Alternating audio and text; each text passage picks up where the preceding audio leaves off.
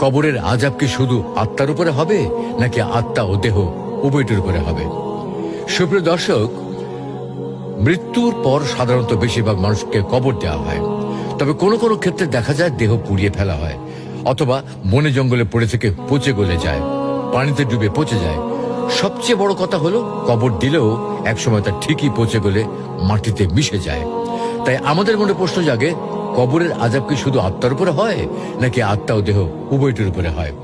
শুধু আত্মার উপর হওয়াটা তো বোধগম্য, কিন্তু আত্মা ও দেহ উভয়টির উপর হওয়াটা বোধগম্য নয়। মৃত্যুর পর মৃতদেহকে মাটিতে পুঁতে ফেলুক, পানিতে ফেলে দিক, আগুনে পুড়ে ফেলুক, যেটাই করুক না কেন, প্রযোজ্য হলে আযাব ভোগ করতেই হবে। কারণ পাপ পুণ্যের হিসাব, শাস্তির হিসাব কোনোটাই ওই মৃতদেহে নেই। সেই হিসাব আল্লাহ সংরক্ষণ করেছেন। তাই মৃতদেহ নষ্ট হলে কিচ্ছুই যায় আসে না। মৃত আত্মাকে অবশ্যই আযাব ভোগ করতে হবে। আত্মা বা